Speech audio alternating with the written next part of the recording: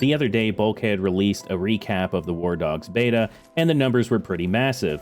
We're talking about nearly 500,000 unique players trying the game, and at its peak around 100,000 concurrent players, and Wardogs was apparently the #1 watch game on Twitch for 2 days as well. But I think the more interesting part of the recap was how openly Bulkhead talked about what went wrong. And considering some of the concerns people still have about this studio, I think this matters.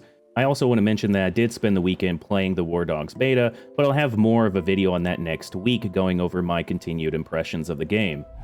Obviously, the first day of the beta didn't go quite as expected. Players were getting stuck in queues, and Bulkhead had to temporarily disable DLC and Twitch drops. Around 3% of players also experienced crashes either at launch or during gameplay. Bulkhead outright called this crash rate unacceptable, and say they now have a lot more information about what caused these problems and how to address them before early access next month. They also said around 4% of players refunded the game. It's hard to draw too much of a conclusion about this because we don't really know why all of those players refunded. Some may have had technical problems, while others may have simply decided the game wasn't for them, or others are waiting for more information and more of the game to be released.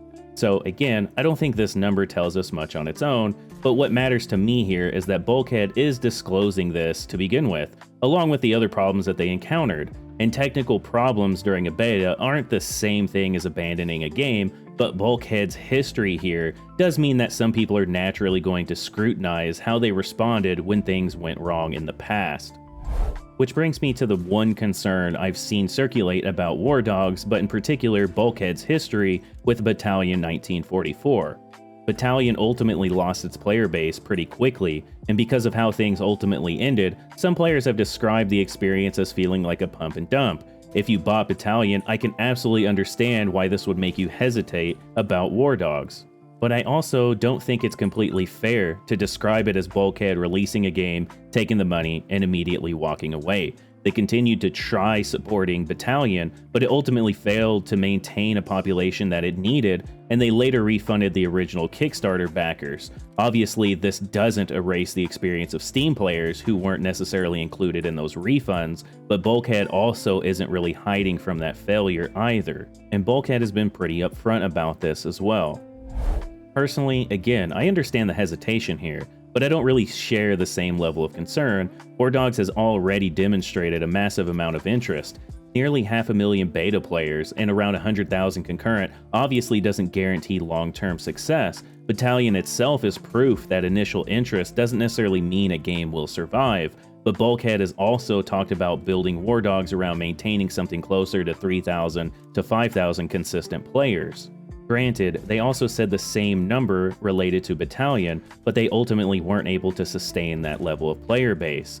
If this is the genuine population that they're needing to keep this game sustainable though, Wardogs has already shown a very large potential player base to pull from. So of course, that only matters if their development plans, content cadence, and overall support model are actually sustainable at those numbers. They still have to retain these players ultimately. But I think the real test isn't really how Wardogs performs when 100,000 people are playing it, but how Bulkhead responds 6 months from now if that number is closer to 5,000.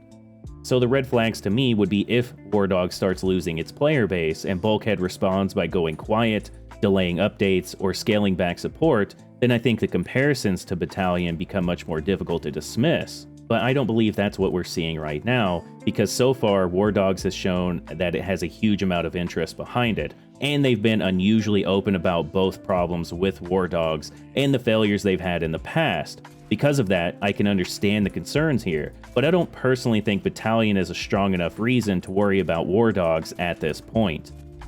So ultimately, I think the hesitation here from some players is completely understandable. I just don't necessarily reach the same conclusion from it. But what do you think? Do you feel like Bulkhead's history here makes you hesitant about Wardogs, or have the beta numbers and their recent communication given you more confidence? Be sure to let me know down in the comments below. I'll catch you on the next one. RAMTEID out.